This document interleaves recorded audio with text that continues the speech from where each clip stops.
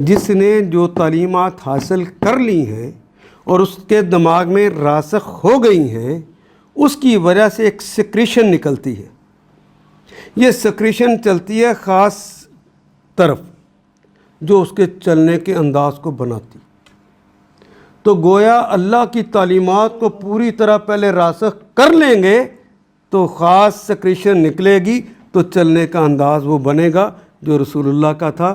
ورنہ شمائل ترمذی میں حضور کے چلنے کا انداز پوری تفصیل کے ساتھ آ گیا ہے، اور کوئی چاہے کہ میں ویسا چل لوں تو چل نہیں سکتا. وہ مشہور سنا نا، کوا چلا ہنس کی چال.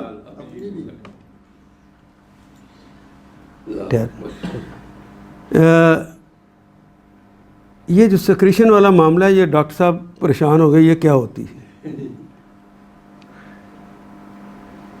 ڈاکٹر صاحب؟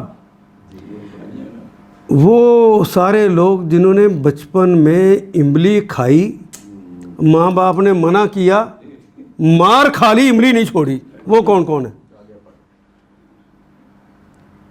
آپ نے. تو یہ املی آپ خاص طور پہ بتائیں گے، املی کڑوی ہوتی ہے نا؟ کھٹی سی ہوتی ہے. وہ کہتا ہے کڑوی ہوتی ہے. کھٹی کس کو کہتے ہیں؟ میٹھی میٹھی. منہ میں پانی آ گیا، سوچ سے منہ میں پانی آتا ہے، یہ سیکریشن ہے. نکلی غم آ جائے، آنکھوں سے سیکریشن نکلتی ہے. غم طاری نہ ہو تو جعلی طور پہ نہیں نکلتی. اللہ اکبر. میں کوئی بات سمجھا سکا؟ خامن بیوی کے پاس جاتا ہے، ایک سوچ پہلے ڈیولپ ہوتی ہے،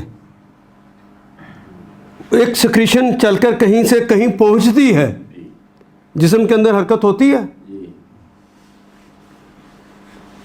وہ سیکریشن نہ ہو تو یہ حرکت ہی نہیں ہو سکتی، آگے اولاد ہی نہیں ہو. سوچے، صرف سوچے پلاؤ کھانا ہے، سلائیوا آ جائے گا. آپ تو نہیں لے کر آئے نا. بات یہ ہے کہ جب تک کوئی دماغ کے اندر سوچ حاوی نہ ہو جائے، سیکریشن نہیں نکلتی. اسلام کی تعلیمات اگر حاوی نہیں ہوئی، نہ وہ سیکریشن نکلنی ہے، نہ ہی آدمی کی چال ویسی بننی ہے جو اسلام کی مطلوبہ چال ہے. آہستہ نہیں چلنا، سستی ہوتی ہے.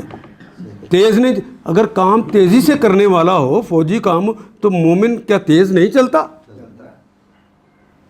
کیا ایڑیاں مار مار نہیں چلتا؟ سب کچھ ہوتا ہے. پہلے یہ دیکھو کہ تمہاری سوچ کیا ہے، چلنے کا انداز نصیب ہو. نبی صلی اللہ علیہ وسلم پہاڑوں پہ جو چڑھ رہے تھے، لڑائی ہو رہی تھی، تو کیسے چل رہے تھے؟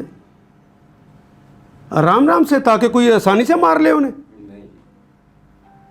وہ تلوار کی لڑائی تھی.